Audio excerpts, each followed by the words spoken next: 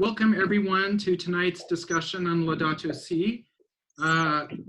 Before we get into the thick of it, let's just go over a few housekeeping measures. And first, can everyone hear me okay? The way I'm speaking at the distance, it's pretty good. You can hear me good? Yeah. All right. Okay, so the other thing is, please make sure that your mute button is on when you're not speaking, because of the large number of people will get like feedback and there'll be echoes and things like that. So make sure you have your mute button on, but whenever you want to talk, just take it off, and then we're going to have a lot of discussion tonight. If a bunch of us are kind of all speaking around the same time, what could facilitate that would be like putting up your hands or even like waving, and then Stella will help to kind of facilitate that. But the main thing is we'll keep our mute buttons on until we get into discussion. So now let's begin with an opening prayer from Father Steve Bosey. So you got your mute off, so go for it. Yes, my mute is off. Now, the language of this prayer I took right out of Ladatoucy. Perfect. And so you're going to see I wove a number of different elements into it. And so it goes on for about 20 minutes, but it's a lovely prayer. You believed that, didn't you? You've pulled my leg. It was kind of registering in my mind. All right, let us pray. Oh God, who through the words and the vision of Pope Francis call us to care for your creation, your greatest gift to humankind.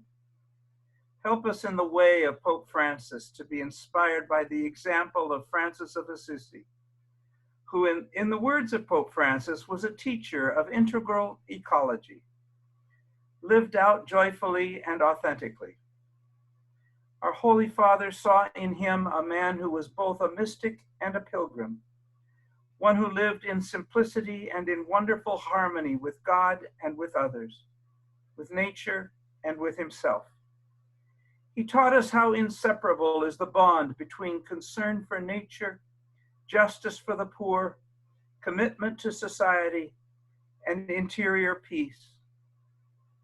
Francis was one who cared for all that exists.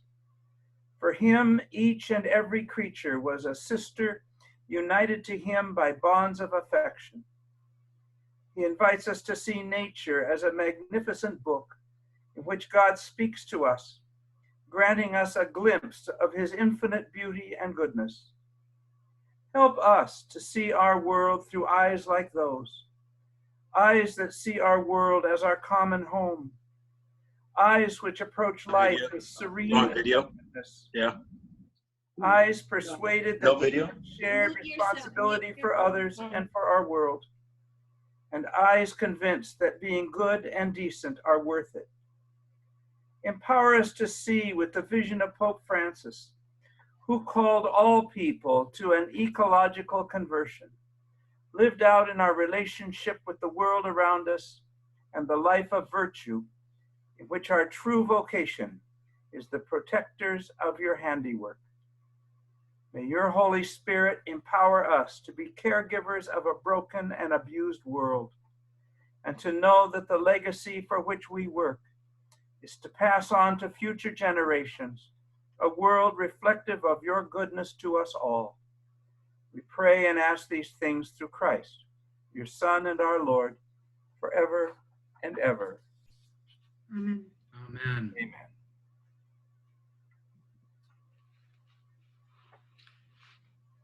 Thank you very much, Father Steve. That was wonderful. So welcome again to everyone. To start out with, Stella and I have invited two students, one undergraduate and the other graduate student, to share their Ladatoucy thoughts with us. And so Bori Kozik will be talking later on tonight. And for now, we will start with Alden Moss. Well, thank you for inviting me to say a few words. I just wanted to give a little bit of background about myself. So I have a great appreciation and love of nature from ever since I was a child. And much of this came from spending time at my family's cabin on the Oregon coast, where I was immersed in really beautiful scenery with lots of wildlife and the peace of the ocean. So as I grew in my faith, I began recognizing how I find God's presence in nature. And I've also found that spending time in nature brings me peace and rejuvenates me. And so for me personally, losing this would be really tragic.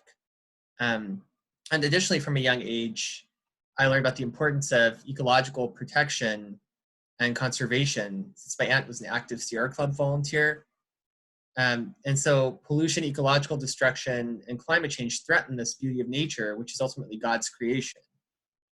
And for that reason, I think it's our duty to protect and care for God's creation.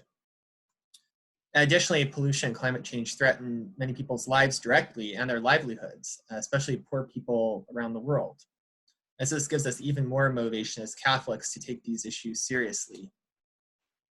And so Ladatoucy is really a call to action for us to protect our planet and our most vulnerable brothers and sisters. I especially appreciate how it discusses the importance of a whole paradigm shift to reduce the inequality that is prevalent in our societies today. So let's take this as a call to action to make our world better and glorify God through it. Thank you very much, Alden. I really am focused in on hearing what you're saying about kind of your initial introduction, kind of the awe that you had of nature growing up, and I definitely had that too. Like you, I wasn't raised in a religious tradition, but I really felt that I was fortunate to spend a lot of time outdoors and up in the Sierras, and I really felt a connection with that. And I think that goes back to what we were talking about at the very beginning of our discussion. And as I said, the very beginning of the Bible is this positive view of all of creation with Genesis. And so it's fitting that for many of us, that's where it starts. But then Alden also explained about over time that transforming into kind of a concern about our connection to others within that, and how people rely on the earth for their resources, and that we can affect others and indeed coming generations. So thank you very much. And along those lines, before we get into tonight's focus on the final 3 chapters of Ladatoucy, let me take a few minutes to reprise and sum up the topics we discussed on Tuesday. So we focused then on the first 3 chapters of the book Laudato, and we noted that this week actually marks the 5th anniversary of this landmark papal encyclical, which challenges us to confront the ecological crisis on the planet, as Alden pointed out. And the Laudato is really spectacular in part because it is addressed in Pope Francis's words to every living person on this planet. So it's addressed to us as Catholics, but it's also addressed to everyone, all people of goodwill. And so it also embraces the best available science. But it is also deeply rooted in Christian theology and the Catholic social justice tradition. And the Pope frames environmental problems we face as fundamentally a social problem, but ultimately a spiritual problem. And we will end on that idea tonight. So the Pope is calling on us to commit to what he calls an ecological conversion. And to help us make this change within ourselves and our society, there are actually online seminars, prayers, and dedicated masses all this week and around the world commemorating the 5th anniversary of Ladatoucy. And Father Ivan has done a great job of kind of spearheading the effort in our parish, and we have a number of things like the seminar going on this week and a mass about it as well. But he's also listed a bunch of links to a lot of these different seminars that are happening on a daily basis. So go take a look at that if you haven't already done it. I encourage you to do so. Stella and I have been deeply inspired by a number of them, and we're trying to attend one each day. So on our discussions on Tuesday, we examined the very first lines of the Bible, as I pointed out. And this is from Genesis I'll just quote one line from there. God saw that the light was good. So we commented on the awe of creation and how it sets the stage for an optimistic outlook characterized by self-giving love, interconnection, and a deep respect for all life, both human and non-human. We also reviewed the reference in Genesis to the idea of dominion over creation. And in the Pope's words, this reference has often encouraged unbridled exploitation of nature. But nowadays, we must forcefully reject the notion that dominion over Earth justifies absolute domination over other creatures. So the Pope argues that this is like, an incorrect interpretation of the Bible. And he also implores us to hear the cry of the earth and the cry of the poor. He explains that it is the poor who are most impacted by the effects of climate change and other ecological crises. And furthermore, we noted this idea of an ecological debt identified in Ladatoucy, recognizing that our greater wealth in the developed countries of the Northern Hemisphere was largely built on the extraction of natural resources, but also the human labor from less developed countries that are generally in the Southern Hemisphere. And during our meeting on Thursday, unfortunately, we ran out of time to discuss the third chapter of Ladatoucy. So let's spend a few minutes in discussion about it before we move on. In this chapter, the Pope addresses the human roots of the ecological crisis. He notes that used wisely, science, technology, and technology can actually be, or can definitely be put to good use. Indeed, science and human ingenuity have achieved many great things, like advances in medicine, agriculture, and engineering that help humanity collectively. On the other hand, the Pope provides a critique of our current economic paradigm, the myth of perpetual growth. In other words, quote from Pope Francis, human beings no longer extend a friendly hand to one another. The relationship has become confrontational. This has made it easy to accept the idea of infinite or unlimited growth, which proved so attractive to economists, financiers, and experts in technology. It is based on the lie that there is an infinite supply of the Earth's goods, and this leads the planet being squeezed dry beyond every limit, unquote. So following up on that idea, our first discussion question for tonight, do you agree that the idea of infinite or unlimited growth is a lie? What do you think? Why or why not? How can we correct this problem? So who wants to dive in first with your thoughts on this big question? Yes, Bob. Turn off your mic and jump in. Turn on your mic. Turn on your mic. We can't hear you. You got to turn on your mic. Yeah. Can't hear you, Bob. There. Can you hear me now? Yes, we can hear you now. Okay. I clicked it once and it didn't do anything. The page before, I underlined that same thing that you just read. And on the page before that, there was a key word that's autonomous. You know, it's, we in America want to be autonomous. We want to control everything. We want to be in control. And I think this not only has to do with an integral ecology, but it has to do with health. So this is not just a encyclical to ecology, but also to what's going on with the virus right now. Absolutely. I want to not wear a mask. I want to go see people. I want. And I think later on, I think it's in the Peace and Joy section, page 85 or so, he talks about humility, that we need to have humility, and without that, we're doomed. But yeah, That's my 2 cents. Good. We're going to get to that kind of spiritual dimension of it. There's a quote that comes later about kind of our biggest sin being our self-centeredness, and I think that echoes with what you're saying. I really like the point. Sorry. Go ahead, Joy. I really like the point about the American society one related to this topic, because I thought freedom and free will might be different things, even though they sound similar and they use a similar word root. I think free will is just a will or thought, but that doesn't mean we'll make the choice or decision of freedom, like as free as we want.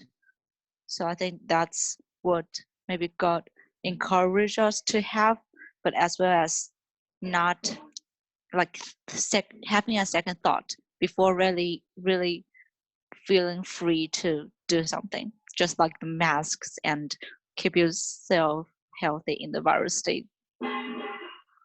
Good point. I really like how you bring up that idea, the difference between freedom and free will. So, maybe free will is something that we have, but it is within the context of our responsibility, as part of God's creation.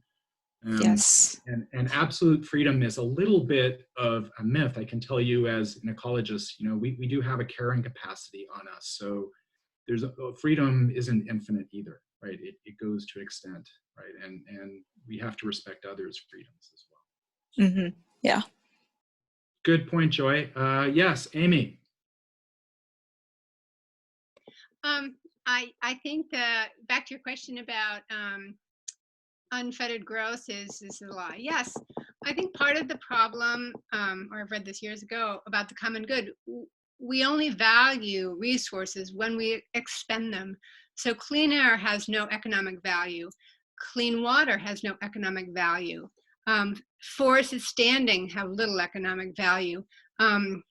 All these resources that are currently in the ground have no value unless we expend them. And usually with that, there's all this externalized pollution. So as we continue to think we need to exploit these resources, they're destroyed and they never come back. It would be, if we could figure out how to have an economy that was not based on consumer goods and consumption, but more on a sort of a common perpetuation of a common good. So we all benefit from clean air. We all benefit from clean water. We all benefit from standing forests. So how do we shift our economic system so it is not solely about unfettered growth and use of resources? Great point, Amy.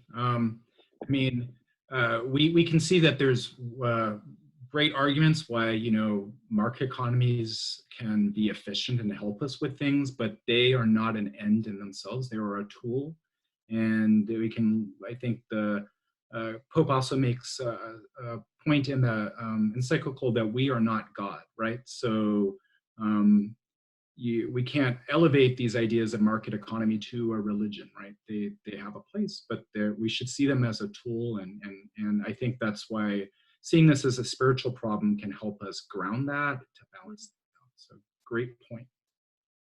One more point from anyone, and then we'll move on. I can step in. So I actually, back my freshman year of college, took this small discussion-based seminar class. We based it on this book called Enough is Enough, where it was advocating for a steady state economy.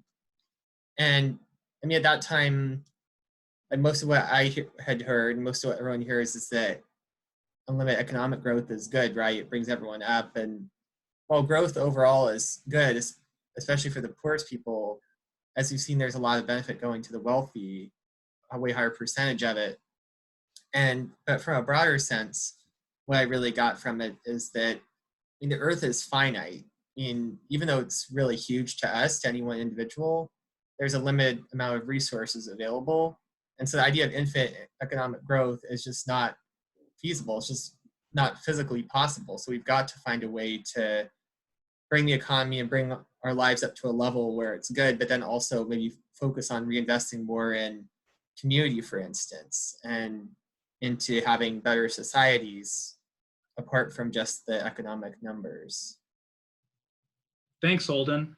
You bring up a good idea. You mentioned this idea of steady state economics, and I think that was something that influenced some of the thinkers that went into Ladatoucy. So that might be something for all of us to, I actually don't know that much about it, so I'm curious to kind of Google it and look it up. So that might be something we could all look at.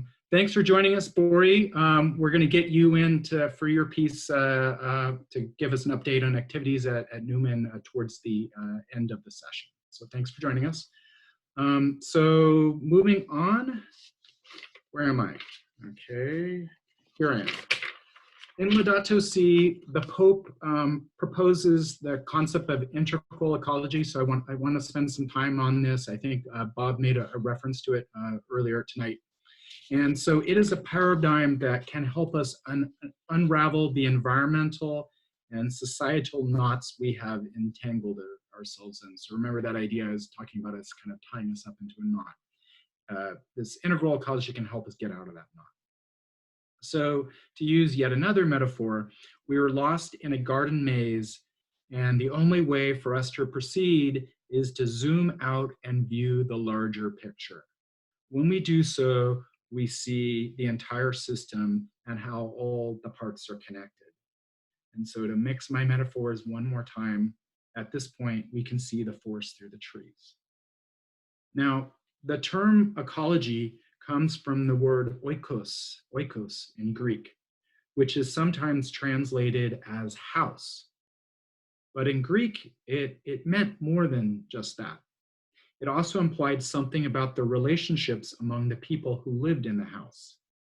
And it also referred to the lineage of the people who had lived in the house in earlier times. So you can start to see that an ecological perspective, or oikos perspective, is perhaps a useful way to think about care for our common home here on Earth, in which we are linked to one another right now, but also in generations before as well as after us. And so more on ecology. In my work as a wildlife ecologist, I will tell you that I'm not just interested in the biology and living requirements of a particular species, like deer, for example. To make good conservation decisions, it is equally important to understand many of the other plant and animal species that share the same ecological community. How do these species interact and depend on one another? If one species declines in numbers, does the other species increase? Or do they both decline? I spend a lot of time on that particular last question, and this is the science of ecology. And this is also called taking a systems-based approach, rather than concentrating all one's attention in a single speciality. For example, a vaccine will be important for getting COVID-19 under control. But what are the deeper reasons that pandemics are becoming more likely in our highly industrialized and interconnected world? What information do we need to bring to bear to reduce the risk of future, even more catastrophic pandemics that could emerge in, say, the next 5 to 10 years? Are there root causes in common to many of the problems we face, including pandemics, climate change, and persistent poverty? And we heard a little bit earlier, one of the discussion points was kind of like maybe there is a linkage between these things and the current COVID-19. So the Pope sums this all up in paragraph 139 of Laudato. So maybe keep a note of that. It's a good one to go back and look at in terms of really summing up the idea of integral ecology. So I'm going to ask Stella to read it for us now. I'm going to jump in the picture here. Oh, sorry.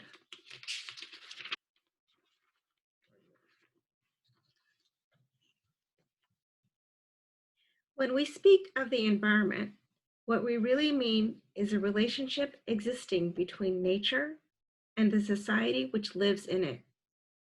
Nature cannot be regarded as something separate from ourselves or as a mere setting in which we live. We are part of nature, included in it, and thus in constant interaction with it. Recognizing the reasons why a given area is polluted requires a study of the workings of society, its economy, its behavior patterns, and the ways it grasps reality. Given the scale of change, it is no longer possible to find a specific, discrete answer for each part of the problem. It is essential to seek comprehensive solutions which consider the interactions within natural systems themselves and with social systems. We are faced not with two separate crises, one environmental and the other social, but rather with one complex crisis, which is both social and environmental. Strategies for a solution demand an integrated approach to combating poverty, restoring dignity to the excluded, and at the same time, protecting nature. Thank you, Stella. So next discussion question to ponder. How do you see the connection between ecological and social problems? What are your thoughts on how to zoom out and look at the bigger picture for better understanding these issues?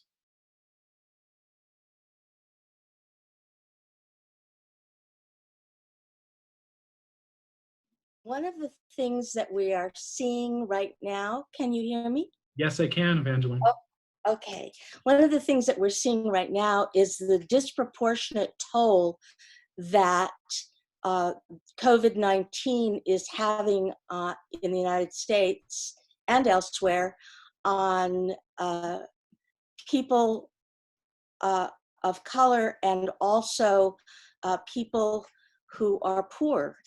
And one of the things that's happening is that they have borne the brunt of environmental mismanagement or resource mismanagement. They often have to live near places where pollution has so impacted the area that it is actually toxic. One of the things that has happened is in the area of respiratory problems that have been created by, I want to say capitalism, so I'm going to say it, by capitalism, the use of resources in a way that doesn't take into consideration and doesn't cause or view as a cost the health effects of the use of the product. And so that the environment is inextricably linked to not only how we view the earth, the environment, but also, as you were talking about, the ecology of our people, the people that we live with, the people, our neighbors, the people, the poor, the people, the vulnerable.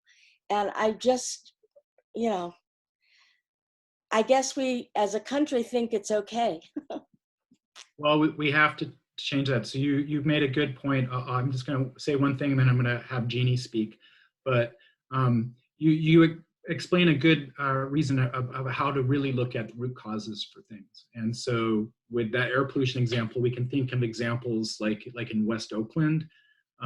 People are much more vulnerable to asthma and problems there because it's near the port and there's a lot of diesel trucks going in and out. And there's other places in the Bay Area that we can think about that too. So we could just, point our finger at one group and say, that's, they're responsible or whatever. But it really is a larger problem that I think Evangeline got to, that there's like deep sociological reasons for this, right? And the Pope touches on in this idea of ecological debt, but the ecological debt expands beyond just ecology too. I mean, there's a reason why certain groups are more vulnerable than others. So Jeannie, would you like to pick up? You had a point. Yeah, I think this actually connects to some of what Evangeline is saying, and that is that I think there's a big disconnect that's happening right now because on the one hand, we have all these technological advances that help us do this, like what we're doing tonight, a Zoom session. On the other hand, people are so tuned into their devices and to their phones while walking that there's this way in which I think a lot about our Earth is being missed. For example, you know, people are listening with their earbuds instead of hearing the birds, or they're, you know, not even connecting with a person they passed because they're not even looking up a lot of the time. So there's this disconnect between people, and, you know, in the days when we could see each other in restaurants, I mean, you know, we all know this, people be on their phones or, you know, just rather than chatting with each other. And I think that as we get deeper into our devices, we're losing touch with people outside of our little realm, and we're really losing touch, I think, with nature around us, and this ability to pause and really see creation and go, wow, I want to take care of this, you know.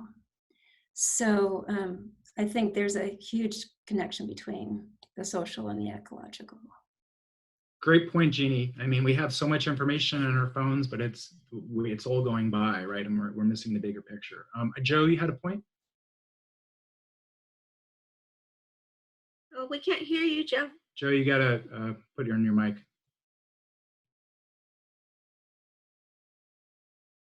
Oh, I still can't hear you. It says it's connecting to audio. Father Stephen Bell has a point. Oh, Father Stephen Bell, did you have something you wanted to add? Oh, sorry, I was helping Joe here. Oh, okay, all right. I think you're on now. When I zoom out, I see that everything is based on competition. If we could focus on cooperation, we could get a lot further done. Everybody wins when we cooperate together. And I don't know how we can overcome that. It's all me first type of thing. And it's just, you know, it's not, I don't think that's the Christian way of doing things. But people are afraid of community. They think it's socialism or communism or something, but we have to be in one big society, you know, essentially. That's my thought. Cooperation is the key. It's everywhere. Even in the place where I work with, you know, other wildlife ecologists, we're all competing with each other. Oh, yeah. God, really?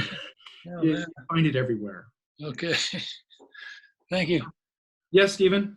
So, you know, kind of thinking about this from a wider perspective is the question of, and I brought this up last time about what we value. And I was talking yesterday about what we value in the world, but I think based on what what we're talking about today is, what do we value in ourselves? Might be a really good question. And when we think about the areas that are big formative moments of our lives, what are they actually teaching us about our value? What does that consist of? And I think a lot of these areas that we find ourselves in are basing that value on externals. And so if that becomes the way by which we grow a sense of importance, a sense of purpose, a sense of identity, and a sense of self-value, then naturally all these things will come to kind of make sense for us. You know, I am nothing unless I have the latest cell phone, make this much money, marry this person, have this kind of lifestyle, that sort of thing. And when the information or the formative matter that they're listening, material that they're listening to, kind of reinforces that, then the question is, where does the tenets of our faith about the value coming from the inside, about dignity, about the respect of being actually created by the very hands of God, how does it actually fall upon the ears of those who've been trained for so long to hear that their value is coming from these other things? And hearing this message from inner circle folks. So then it makes a lot of sense that we would have this great dependence or have more importance on the technological things that we have, that the resources that we have around us, particularly ecologically, the resources that we have around us are there to serve us And that's where I think a lot of self-centered thinking finds its gravitas.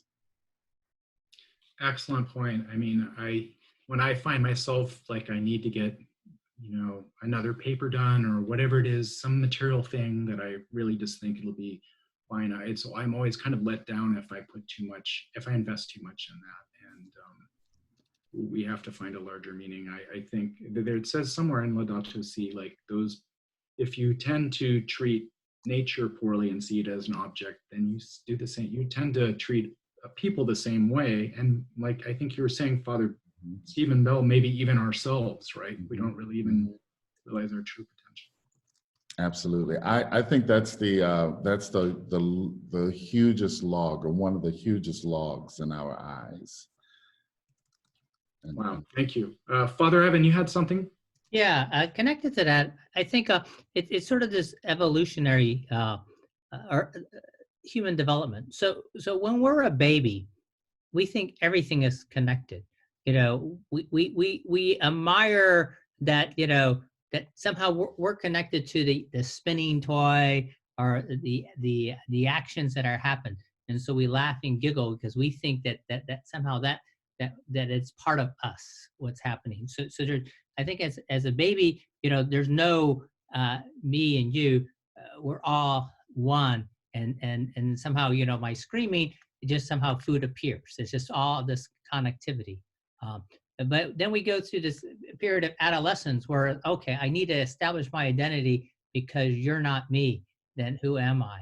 And I think one sense humanity gets stuck in adolescence of this that I'm me, and then and there's all this stuff out there, but it's separate from me. It's no longer part of me, but that separation. So we develop this sense of boundary, and then if there's me, and then everything that's not me, and then and I'm the center of the universe, then everything out there must be there to serve me, to be for my care, my well-being, because clearly the universe revolves around me, since I've established my identity. So I think the challenge is how do we get to that level of seeing that we're connected, that everything is connected, back to that infant child sense of that what I do affects you, and what you do affects me in a mutuality. But as long as I'm thinking of myself as completely independent and the center of the universe, then it doesn't matter what happens out there. All that matters is I'm satisfied. And so I think the exploitation of nature doesn't make a difference, because it's all about serving the center of the universe. That is a great point that'll stick with me about like kind of seeing our country and maybe our planet, our species as stuck in its adolescence. And I guess what gives us hope from that is that we know adolescents eventually grow up. So hopefully God, our Father, can kind of be a good parent to help us do that. Yes, Yvette. Yep. Oh, hi. I think that many people, the majority of people in the world, have doubts about religion. And it's not that they don't think there's an afterlife, but they just are vague and not sure and swayed by this secularism. And so this huge fear arises, and it's kind of natural, where, oh dear, the parade's going to pass me by. Because if we don't really know what's next, maybe it's not so great, maybe there's nothing. So therefore, this is it. And there was a song in Hello, Dolly, before the parade passes by. I think we're stuck on that worry about the parade passing by. Okay, we're going to see that. Thank you, Yvette. That's great. I am going to move on for the time being so we can hit to some of the other questions. So during our meeting on Tuesday, we touched on the idea that the current pandemic might have a silver lining. And that's because it forces us to confront our limitations and indeed our interconnectedness. So due to the enormity of the economic upheaval because of COVID-19, we've had a chance to stop and think, and perhaps to hit the reset button. To use yet another metaphor, if a hurricane decimates your coastal city, do you go ahead and rebuild everything the same way in the same floodplain?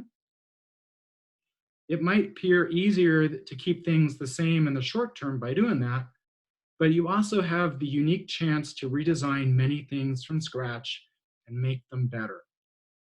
I'd like to give you several examples of how we might hit the reset button now. So start with one. A lot of us have been driving a lot less in the past few months, and this has led to immediate improvements in air quality and indeed measurable reductions in carbon emissions.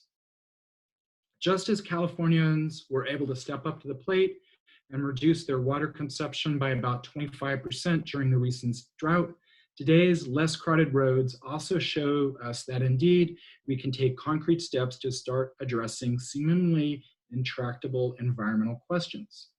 But the question we face right now is what to change as we begin to get back to our, quote, normal life after shelter in place is gradually lifted.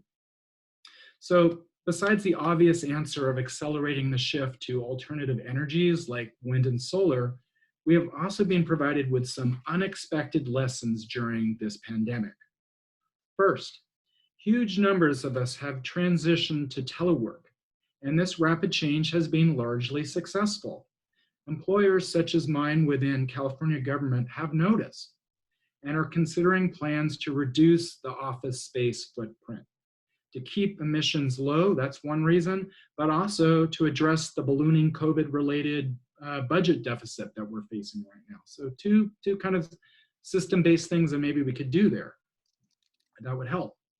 So, and the second idea is, as suggested by agroecologist Miguel Etiere, who joined us this past Tuesday, we should switch to a greater reliance on local, small-scale, and sustainable agriculture, because this makes our food production and distribution actually more secure during emergencies, like right now during pandemics, or in the future during climate change disruptions. Miguel and fellow ecologist Clara Nichols actually have an article out advocating this idea, which was just published in the journal Agriculture and Human Values. So I encourage you to download it and take a look at it. And we'll provide you a link to follow up so you can do that. Now, lastly, in the spirit of our rich Catholic social justice tradition, but also the long history of democracy found in the United States and many other countries around the world, we can advocate and even evangelize for meaningful social and environmental change. So I'm not saying that this is the responsibility of the church as an institution. This is obviously a slippery slope. But what I am saying is that personal and collective action is our responsibility as guided by the Catholic process of discernment. And so I'm sure most of you are familiar with discernment, but if you'd like to kind of dig into a little bit about what it means, I recommend another papal encyclical from the 1960s titled Gaudium et Spes that goes a little bit about the role of discernment in the modern era. So in our current discernment about climate change right now, we will likely realize that there is not a single right answer about what to do and how to do it. The path may be different for different people. And the words of St. Paul come to mind with this reflection.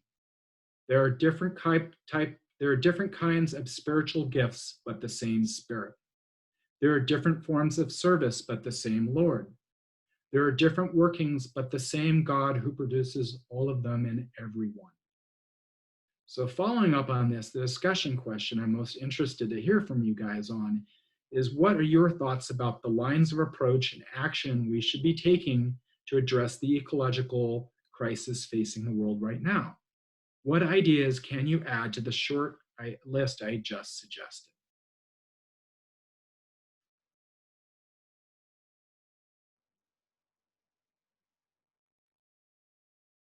Less air travel? Any other ideas?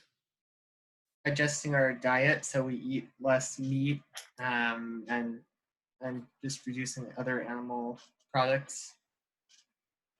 I agree. That's on my list. I don't know if I could get up meat totally. I like tacos de chorizo too much, but definitely we should eat a lot less meat because it has a big impact. Ned, go for it. I maybe pick up on a couple of things that several folks said, but one Bob pointed out about being humble. Sometimes we really need not to jump into to necessarily obvious solutions. There's a tremendous book called Drawdown. You're probably familiar with that, but it has all the, you're reaching for it now. I'm writing it down so I can read it. Oh, okay. It's a compendium of all the things that people can do, anywhere from nuclear to recycling to the whole bit of being able to get away from fossil fuels and the climate crisis. So it's a tremendous book. It doesn't give a prescriptive, here's step 1, steps 2, step 3. It just evaluates all the various technologies. So as an engineer, of course, you always like to know what's the best thing to do. But coming back to the humble bit, for example, I think the drive towards getting away from fossil fuels is exactly spot on. Using electric cars, that's great. But we also have to keep in mind, about 5 years ago, when we had some of the fires, the forest fires, this was not the really bad ones that we had later, just more recently, but these were pretty bad forest fires. And the California Air Resources Board pointed out that those fires, and they weren't all the fires, it's just some on federal lands and so on, were the equivalent of 3 times all the cars in the state of California driving all year long.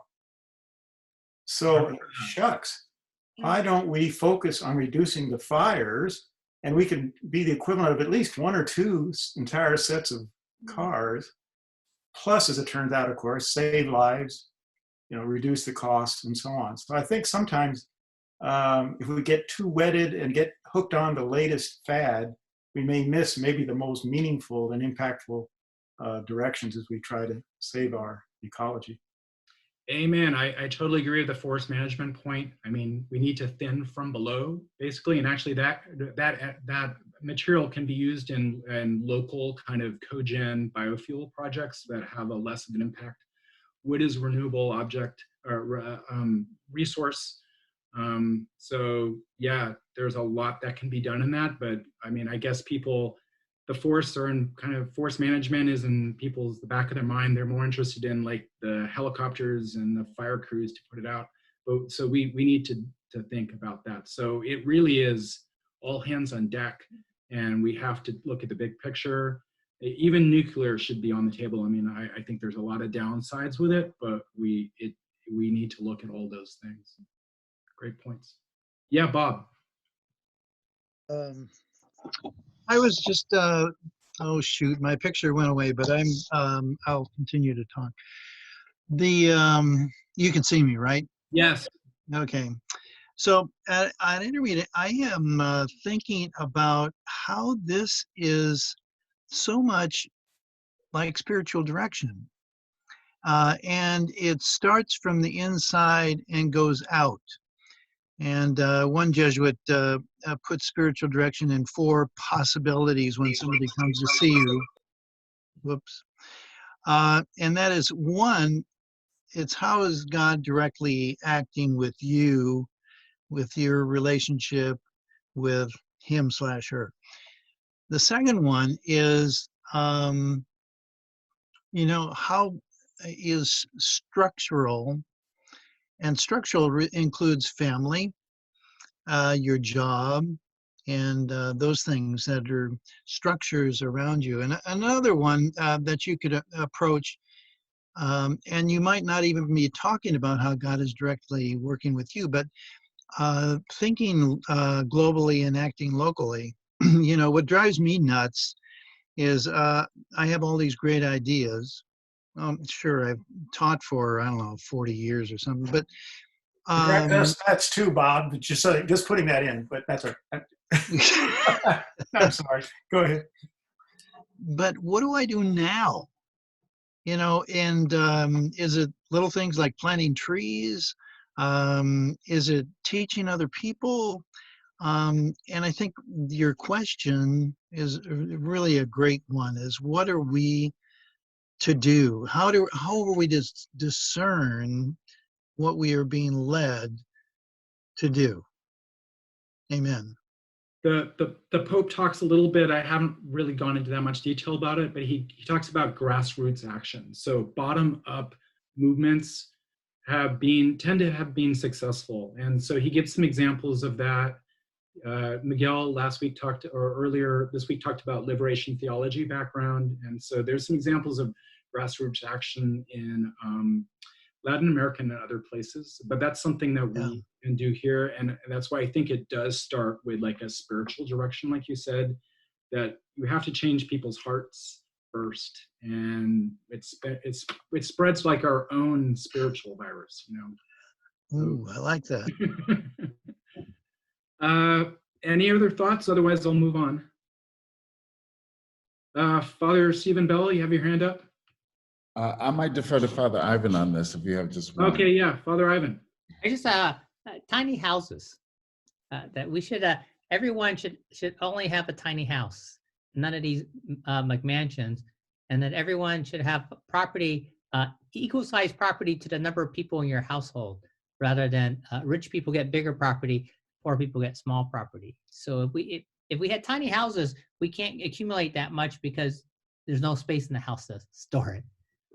So simplicity and ways to sort of build simplicity rather than let me compete against my neighbor and build a bigger house and put the swimming pool and the tennis court and everything else in it. So that's maybe another thing that we actually have a chance to, redo right now, because there's a housing crisis in California.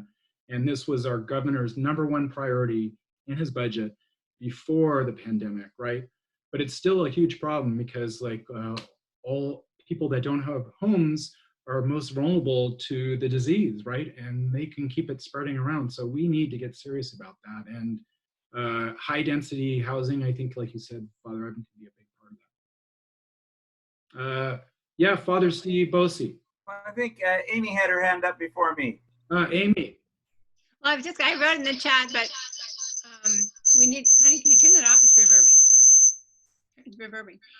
We need to vote, and we need to keep our representatives speak to the fire about relevant things. We can't be single issue, or if we are single issue, we have to focus on this kind of systems thinking.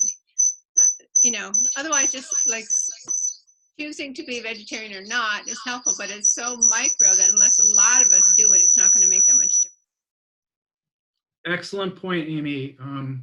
The Pope is really saying, a lot of collective actions, our individual actions of recycling and those things are important, but to change this, we need to have collective action. And so, and as I was mentioning, we have the tradition of social justice, but we also have a tradition of democracy and here in other places. And I think one of our founding fathers said, keep democracy while you have it, otherwise you can lose it. And so we really have to cherish it. I'm going to move on to, I think, one of the last discussion points here. So I started Tuesday's reflection with an observation inspired by Pierre Teilhard de Chardin, his statement about us as spiritual beings having a human experience. And I adapted this to suggest that we're not simply experiencing an environmental crisis, we're actually experiencing a spiritual crisis. And I think you nodded to that, Bob, in your comments. And so at the very end of Ladatoucy, Pope Francis writes the following, quote, "God who calls us to generous commitment and to give him our all, offers us the light and strength needed to continue our way. In the hearts of this world, the Lord of life, who loves us so much, is always present. He does not abandon us. He does not leave us alone, for he has united himself definitively to our earth, and his love constantly impels us to find new ways forward. Praise be to him." End quote. Ladatoucy Signore. This reminds us that we are more likely to be successful in the technical and economic aspects of solving societal problems if we are guided by a genuine spirit of love and goodwill in our hearts. In the same way that worship within the Catholic Church is grounded in a rich intellectual history and liturgical practice, we can draw on this wealth to help us. We can bring the gospel of creation and care for our common home into our liturgy, as exemplified by this 5th anniversary of Ladatoucy events and masses occurring around the world this week. And later this year, for what the Vatican is actually calling the season of creation. So if you're interested in that, Google that and see what it's all about. We can fold integral ecology into our wider concern about the respect for the innate dignity of all human, and indeed as well non-human life. I like to call this the widest possible pro-life ethic. Michael Murphy of Loyola University recently spoke of Ladatoucy being more than a mere and eco-encyclical, but rather it fits into a larger body of encyclicals dating all the way back to Pope Leo in 1882. All of these writings address the continued evolution of Catholic social teaching in response to the modern world. They serve to reinvigorate key Christian themes. Their collective purpose can be seen as helping us to drive us away from our greatest sin, which is self-centeredness. So those were thoughts from Michael Murphy of Loyola University. Prayer and other sacraments of our faith can help us reinvigorate our Christian orientation towards love and service. So as our second evening comes to close, I thank everyone for their participation and great addition to discussion. On Tuesday, Father Stephen Bell is with us again tonight, asked us to consider returning for a follow-up meeting in a week or two. I think he had in mind that this might lead to some action within the parish to help us implement some ideas contained in Ladatoucy. And so at this point, Stella and I would like to invite Bore to talk about some of the activities that have already been happening here at Newman that the students have been taking a lead in organizing. Hi, everyone. So there was an event where Miguel Altieri, who had led the 6-week workshop 5 years ago, had another one-time workshop in, I think it was 2 years ago. And then a few students among those who came, we just kind of got together and said, well, we should make a Ladatoucy group at Newman and try to involve other people as well. The problem was that we were being students, we were overwhelmed with so many other things, and so it remained a very small group. Alden participated in some of these things, and I know I've talked to Victoria as well. But some of the few things that we did ended up getting up and running over time have been, and Amy was a big part of this, so thank you, Amy, for, like, transforming the waste system at Newman to really have compost and recycling.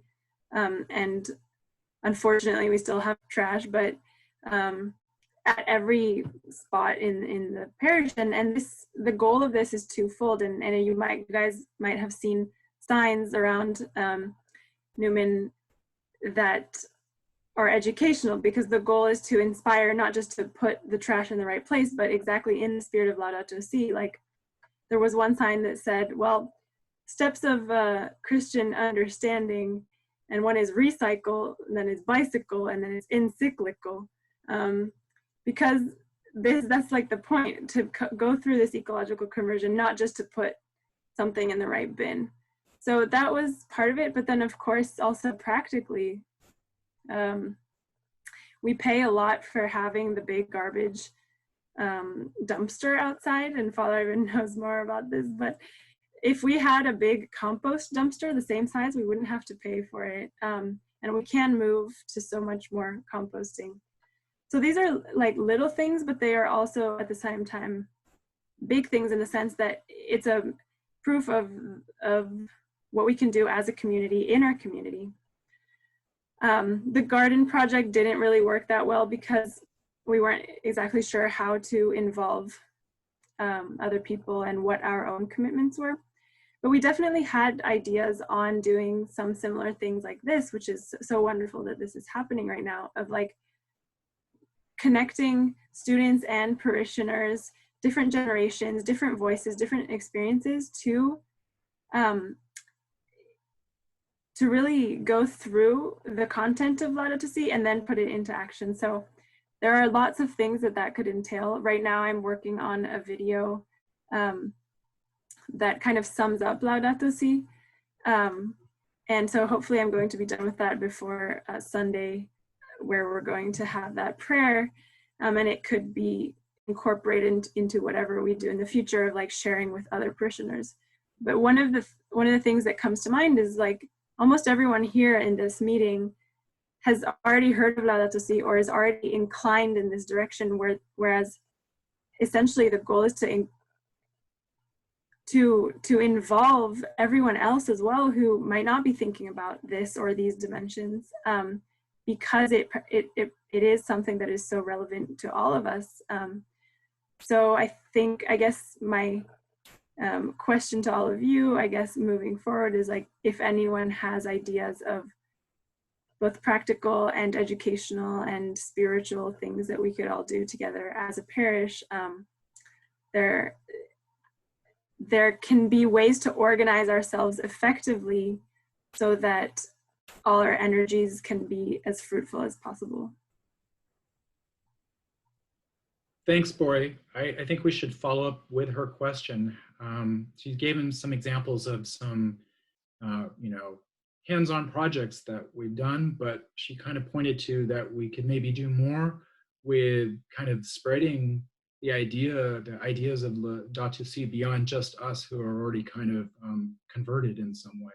And so what are your ideas on how we can get this message out to more people in the parish and perhaps even beyond? Yes, Joe.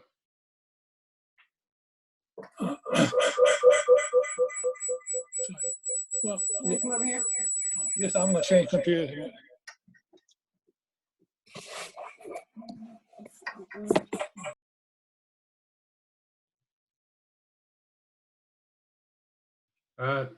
You have to turn on your mic now.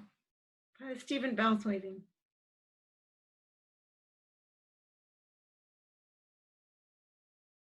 Loaves and Fishes need some help with the takeaway meals. We're using a lot of plastics in giving the food away. The lids for containers, maybe the containers themselves, and the silverware, though it's not. It says compostable, but it's not really. It's expensive. It takes 2 or 3 steps to compost it, and the bag that is put in is just plastic. So, but we can't figure out how else to do it yet. I guess I don't know. So, but we could use some help in that. Okay, thanks. I made a note of that. Any other ideas speaking to the idea of kind of what we can maybe do either liturgically or just spreading, evangelizing some of the ideas of the Ladatoucy within the parish? What would be the best way of doing that? Yes, Bob. I have an idea that I have done, and that's trail maintenance and things like that Sierra Club does, but also the regional parks does. And I think it would be a good modeling if we as a group went out with other people, keeping our distance, but giving them help, as a Newman group with some of the ecological things that go on around here, the Presidio, wherever. It could be a fun outlet too for us, and we could still wear masks, and I have mine on right now. So those are a couple ideas. You look better. Yeah, what do you think about that? Hi, Father Stephen. If the question is around conversion on a parish level. I think kind of looking at this more as a campaign might be very helpful. I think establishing a goal that we'd like to reach would be good. And then looking at, good gracious, sorry, this is like the fourth call I've gotten since this meeting began. Looking also at some of the realities of the pragmatic realities of the people of the parish. So one of the things that I hear is, you know, the recycling efforts, while I think everybody is, most everybody's on board with doing something, can get a little muddled in terms of the direction and the directions and the understanding of things. And so presenting them in bite-sized portions might be very helpful, and having things kind of build on other things might be really good. If again, we're looking at this as a parish-wide activity. But I do think that the very first thing we have to do is set out a realistic goal and a timeline for it, and then begin the process of doing the education that's necessary from not only theological and spiritual, but also practical perspective, looking at discipleships, looking at what this change is to affect, not just from a worldwide, I guess a global understanding, but how it affects people's individual lives might be very helpful as well. So maybe putting something like that together would be beneficial if you're looking again for a parish-wide activity. That would be a great thing for us to think about strategically, yeah. Yes. Years ago, the parish would do a springtime activity, like cleaning up a shelter or painting it and everything. We'd all sign up. We'd have to raise some funds to do it, to buy the materials and that, but we all go out and kind of refurbish a homeless shelter or something like that. Anyway, that's just one thing we all did together. But okay, good point. One idea I had, yeah, Jeannie, go for it. Yes, Jeannie. Yeah. This is kind of an idea for a small start, but I'm trying to think in terms of small pieces, actually, in order to kind of help people buy into that inner awareness. And I wonder if, I think everyone likes to read the bulletin flap. But if we start with some small pieces of I hate to use the word educate, but I'll use that to initiate people into what a vision could be, and then maybe suggest some kind of little activity, something small activity for the following week, like plant some seeds, or see how many different bird sounds you hear, or just little things that kind of get people thinking and being aware, and somehow building on that over time to just keep encouraging it. I think whatever we start, we really have to be very diligent about follow through. And I think with all of us who are interested in this, we can work together to kind of, figure out how to go forward. But I think we have to awaken people first, rather than What I'm hearing from you, Jeannie, is that comes up in my field a lot, where I communicate science. It's just a bunch of numbers, and we have to realize we're telling a story. So maybe, Jeannie, we have to kind of figure out what is the story that we want to tell. Amy, you had a point. I also think, for me, the story helps, but I love a good question. So I love, like, if, how Father Stephen earlier on, he was writing like those, I don't know, I forget what you call them. They're like little Quizlets asking us to know things about the Catholic faith. I never knew the answer, but I was always curious to see what the answer was. So some of those kinds of things were a good question, asking us, inviting the parishioners. We could do it on the big screen during the 10 o'clock, during the masses. We could also include something in the bulletin. But a good question that asks people to think, ideally in new ways, about something that's become, I mean, a lot of us have been hearing about environmental this, environmental that. So you become sort of a nerd to it. But if we could ask a question which linked up the actions we take for, you know, because it's good to recycle and all that stuff, or reduce, reuse, but link that up with Ladatoucy, so we see the where we as the church are more specific about the spiritual components of this. So our parishioners mostly know about many of them know environmental stuff.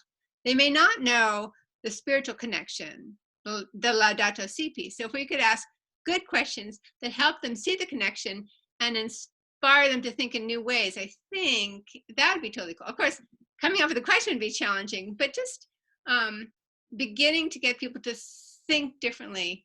And I mean, I started thinking differently just because of those questions Father Stephen put in the bulletin. So it could be something simple. Well, following up on that, how about my idea about the widest possible pro-life ethic, right? So, you know, we can, by connecting things, you connect to other constituencies that maybe we're really talking about the same underlying Christian values. And then, so linking environment to poverty and life issues may be one way that we can weave all of these things together. I will bring up another nerdy science thing. So exponential growth, we're hearing about the R number right now about in the coronavirus, about the average number of people an infected person infects, right? So maybe we could use that to our advantage in terms of getting the message out. One idea would be for many of us to introduce or share other people either in our parish or other Christians or Catholics about Ladatoucy and have a reading group. Because even if we just affect like 3 people about that, right, then they can maybe grow 3 people. And that's how exponential growth works. And it doesn't just have to be for the coronavirus. So.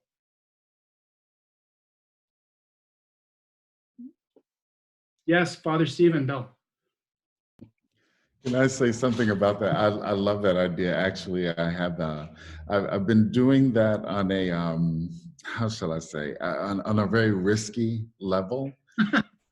Because everybody who knows me and knows a lot about my ministry knows that I have this, I love the weaving of society, culture, philosophy, and theology and psychology, kind of weaving all that together. And I love being in the middle of the confrontation of all of that, because I think it brings out a whole lot that we don't often talk about, that we need to talk about.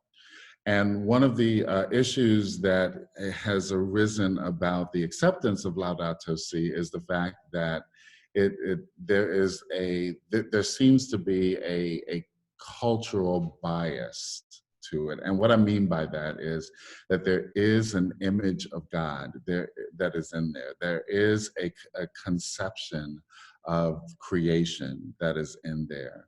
There is a kind of an understanding of humanity and anthropology that is in there that isn't often shared by other cultures. And so it's very interesting to kind of get into these conversations with those that don't share that same image or conception or anthropology.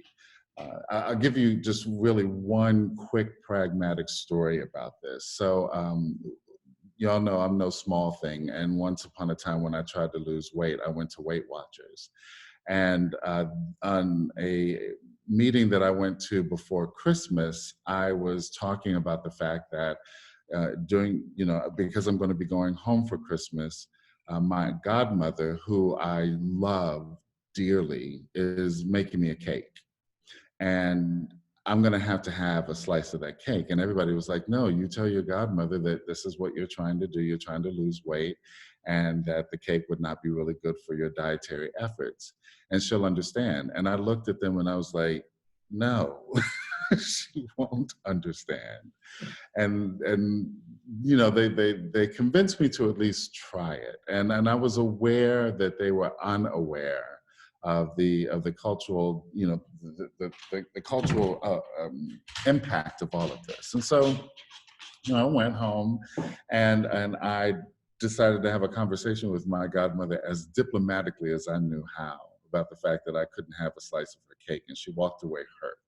I couldn't have said anything more nicely. And you know, the truth is, what's the answer to the question? Is it that I don't have the cake that has been a symbol of our unity, a symbol of our togetherness, kind of an expectation in terms of her family role and practice, you know, all these sorts of things. And you know, to the point, if she didn't bring that cake, I mean, if she said that she was on a diet and didn't bring the cake, there would be something obviously missing from the Christmas table. And so these sorts of things, I think, just need to be talked about a bit more, because it's not a black and white. And so being able to expand our vocabulary to negotiate the gray with grace and dignity, I think is something that would very much help us. So I love the idea of being, of speaking about Ladatoucy to others, if for no other reason, that it gives us that opportunity to really expand our vocabulary through understanding, through listening, and trying things out, you know, trial and error. Trial and error to help us expand our vocabulary. Yeah, that's a really good idea. And I think also Ned brought up earlier tonight the idea about humility. So we'd probably want to, you know, we're not just the professor telling you about it, but we have to really listen to it. Here in the heart of his story is that expectation that his godmother had, that this is what we do to celebrate our relationship at Christmas.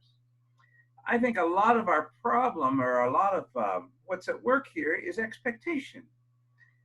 It's what drives our economy, and it's what drives our lifestyle. People build up an expectation, well, I have to have this and I have to have that, and so life demands it now. And so then we begin to ask the question, well, how come we're running out of resources, or how come we're using up so much energy, or how come we're using so much of the resources that are in the society? Well, the reason is because we continue to allow our expectations to go up, and every time we try to bring them down a little bit, people are upset and offended. There's somehow it's a judgment on me. And as we were talking here, I was thinking about, I visited Walt Lindquist. You know, he lives up in the Oakland Hills here. He's got a lovely home. Well, his home was one of the homes that was built during the fire that went up, after the fire that burned out those hills and all that housing. And the requirement was that the government would assist you in building the house exactly as what you had before. That was people's expectation. And the government was required to fulfill that expectation. And so then it cost this community a lot of money in order to do that. And so then there they are, still living at the same level that they had before, when they had an opportunity to look at the question, do we really need as much as we had before?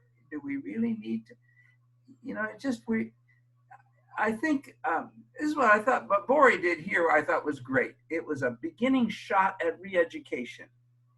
And if we could do that more and just look at the question of how do we think about ourselves as members of a society in a world with limited resources, I think that's what the Pope was trying to do, is say, how can we just say, stop, look at the reality, and then think about your own lifestyle. And then how do you begin to live it in such a way that has regard for other human beings, especially those who are poor and who can't live up to the standard that you've set for yourself, and have somehow built an expectation that they should be able to live the way you do. There's a way where we've got to do re-education, has got to be at the heart of what we're about. Otherwise, we will continue to plow through time with the same expectations we've always had. We've always done it this way. We need to have all of these things. He's got a bigger car than I do. I should be allowed to have a car just as big as his. And so then there goes some more resources. I just think we're not committing ourselves to the level of re-education and rethinking of values that this document is calling for. Sorry. We really have to think about the storytelling, because on one hand, time's up, you know, and we need to do something in the next 10 or 20 years to solve this problem. So we need to move. But at the same time, it's counterproductive to kind of point our finger and blame people. We have to find the right way to engage their hearts. Father Ivan, you had something. Yeah, spinning off on Father Steve, I think, you know, one challenge was Ladatoucy and this whole environmental movement is there's an abstraction to it, because we live in the richest country. Our air is clean. The garbage man takes away my garbage. You know, there's infinite amount of food available, infinite amount of supplies available. So I don't see scarcity. I don't see, you know, most people are not experiencing, you know, environmental consequences in our country. And then definitely if you look at Newman Hall, Holy Spirit Parish, I think most of our parishioners are well-to-do, that I don't think many of them are experiencing, you know, what Ladatoucy is warning us about, you know, because we live in just the beautiful Bay Area. So I was thinking maybe what we need to do, if we're going to have some, you know, skin and bones on this issue, is to challenge people to experience how they're living is affecting the world. So we could do a challenge where you don't take out your garbage for 2 weeks, and you see how much garbage there is, or 3 weeks, and you think about where's this garbage going to go? If you weren't able to get rid of the garbage, where would you put it on your home property to experience what you know waste does to the world? We could do. There was something else I was thinking of. Waste of food. We could say, okay, whatever food you throw away, you have a kitty jar, and you put the amount of money that you spent on that food into the jar, so that you give it to the poor, so that or the amount of food you throw away, you fast from that amount of food, you know, that week. So you have an experience, a tangible experience of the amount of waste that's going, and things like that. So maybe I was thinking if we did some, like, you know, challenges to allow people to experience how our lifestyle is affecting the environment, how our lifestyle is affecting you know, other people. Maybe that might get some teeth into what Ladatoucy is about, and get people to say, okay, maybe I do need to change my ways. Maybe I shouldn't be so wasteful. Maybe I shouldn't fill that garbage can with every possible piece of garbage, and things like that. So those are some things, is how do we get people to experience the environmental challenge and pain, so that they own it, rather than, oh, this is a nice abstract thing. Yes, we need to keep our environment clean, but so far the Bay Area is so beautiful. What do I need to worry about it until it's too late? Father, I've been a concrete kind of idea of how to maybe do that I thought of with Stella and I during this time when it's much harder to get vegetables, and when you get them, then you have to kind of decontaminate them. And so it's really, even though we knew it, it was abstract, like you said. And so I was always wasting food, right? They would just rot. And so maybe one challenge could be that we could commit to not throw away any food. If you buy the food, you have to find a way to cook it or make a recipe with it. And that's basically what we've been doing, because Stella won't let me go to the store. So we get like a box of vegetables every week. And, you know, if something goes off, I'm just like, I'm out. And so, you know, we are using all of it. I'm eating carrots for lunch, you know, whereas before it's like, oh, I'll just make a quesadilla or something like that, right? And so this could be one way. I found it's really changed my ways a little bit. So that's a great idea. I wanted to add one thing that came to mind hearing Father Ivan talk about like our privileges, both as the U.S. but then also within the U.S. because we could talk about so many inequalities within the U.S. But just like having been to Colombia and had the privilege to like meet farmers who are very specifically experiencing climate change, and like hearing that like seeing that reality really hit me hard, and then also inspired me. And I think that bringing testimonies to Newman as well from other places, we've got so many connections. The church has a lot of connections. We've all, like even Max, our custodian, could tell us about like how his family might be experiencing things in El Salvador. And yeah, I think if we had like moments of testimony nights and then like discussions after that, that could be very powerful. I like that idea, Bori. Maybe it could be like a sister church or a brethren church or something, that instead of just having it on paper, we could engage with a diocese or a church in Colombia or some other place where we have regular check-ins with them. So it's not just someone that comes, we hear about it one day, but that we have a connection. I think we should follow up on that idea. You know, we had a presentation at the elders group from Marilyn McCartney. Now, she serves on the mayor's Zero Waste Commission. And she described all the kinds of steps that she takes, that she lives in a zero waste household, and it's unbelievable. It's the ideas that she had and the things that she does in order to not have any waste going out of her house. And it was a marvelous presentation, but very challenging. I'm not sure I could do it, but it was something to hear her talk about alternatives that most of us don't even think about or are aware of. Yeah, I think hearing about like the zero waste example and everything, it makes me think about how if there are ways to incentivize or make it easier for people to be more environmentally friendly, generate less waste, if that was promoted, and if there were ways, like systems put in place to make it really easy for people, then people would do better. So I think it kind of comes again at the systemic change. So I guess that would go more into advocating at a higher level for changing the system. So I guess being on the mayor's zero waste board, things like that. And then at a personal level, doing the best that we can reasonably do.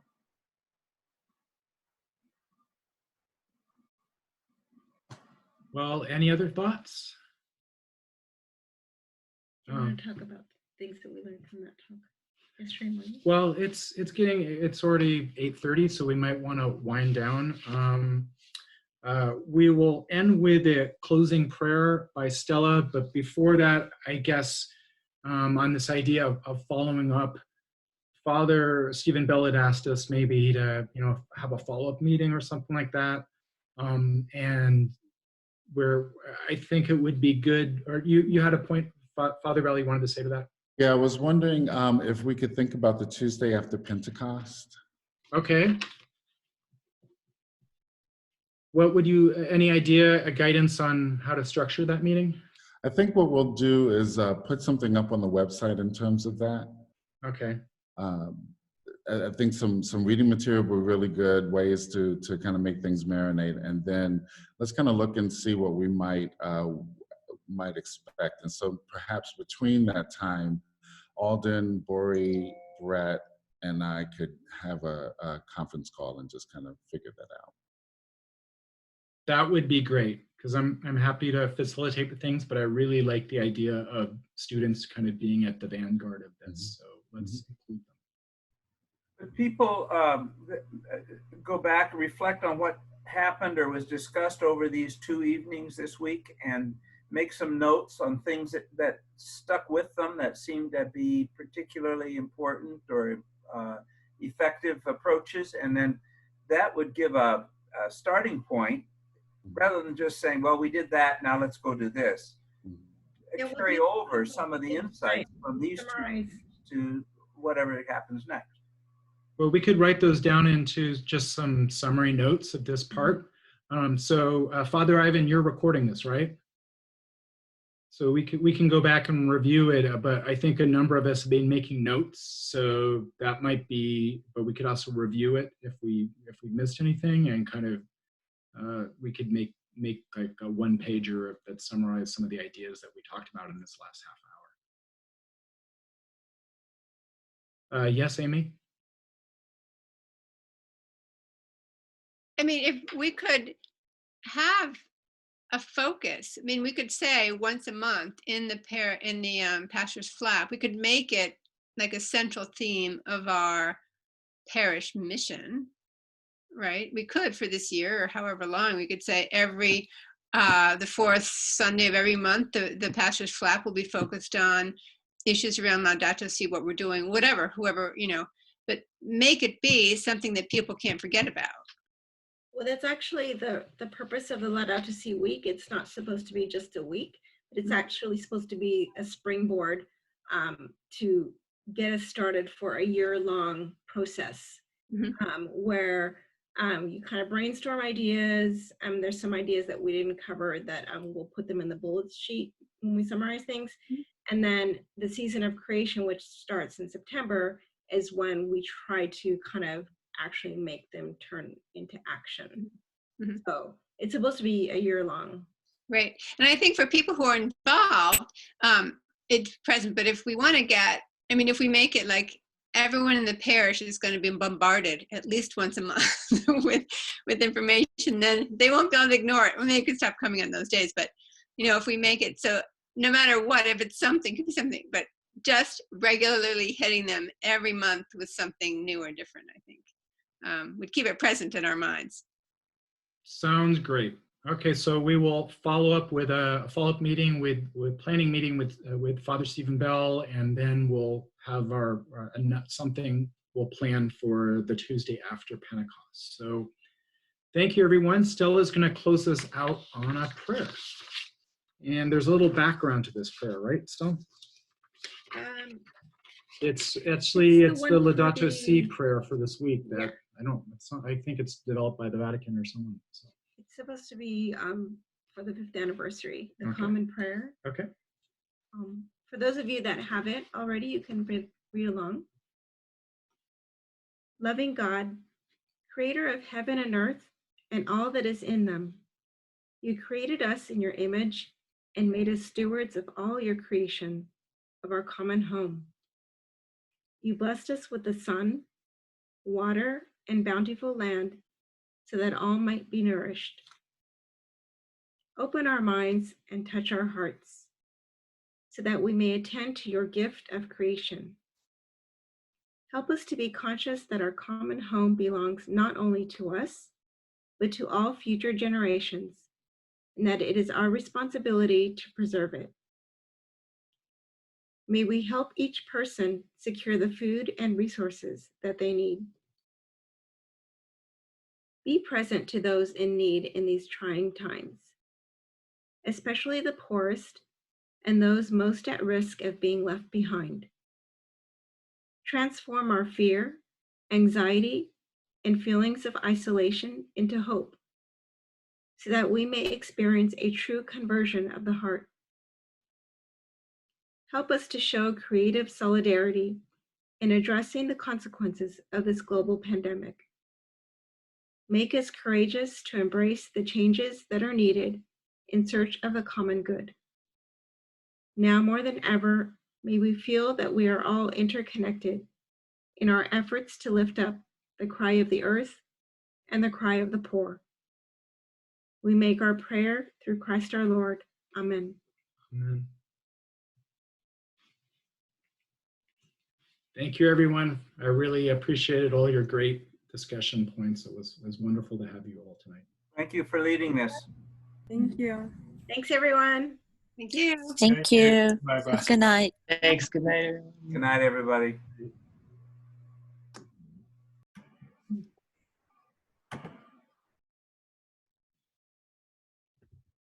Hey, good job, Brett. Good job, Stella. Thank you. Very nice. Hey, good. Yeah, good turnout. Good discussion. Yeah, thanks again so much for Are you gonna bringing this stop to the our recording? attention. Oh. Where's the recording? Oh, maybe it's here.